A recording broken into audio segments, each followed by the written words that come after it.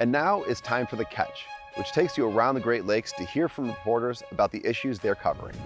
In Madison, Wisconsin Public Radio reporter Sarah Lear has a story about the discovery of an ancient Great Lakes artifact.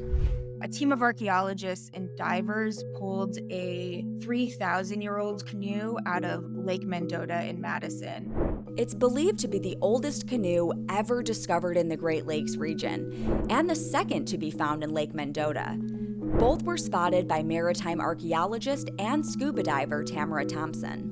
She saw a piece of wood sticking out with kind of a curved end, and I think to you or me, it wouldn't look like anything special. It would be like, okay, this is just a piece of driftwood, but her being very skilled at spotting these kinds of things, she felt that it was something more and basically was like, wow, this is another dugout canoe. The first canoe was raised from Lake Mendota last year and is thought to be around 1,200 years old.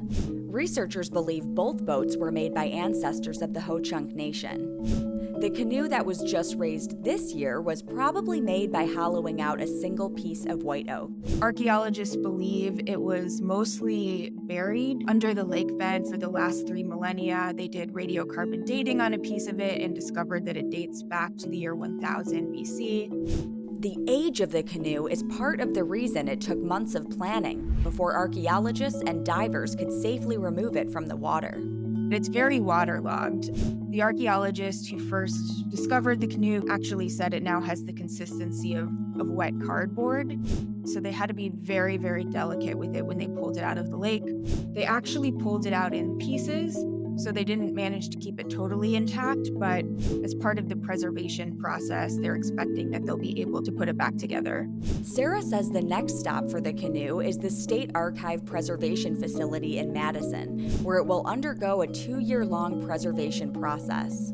It will be preserved, and then it will be freeze-dried, and then it can be displayed in a museum.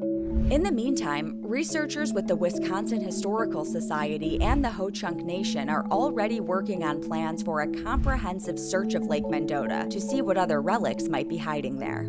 There are a lot of depths that still need to be explored, which I think kind of raises interesting questions about what history is there for us to discover and what more can we learn. At Great Lakes Now, we aim to cover the Great Lakes region and the people who live here, like you.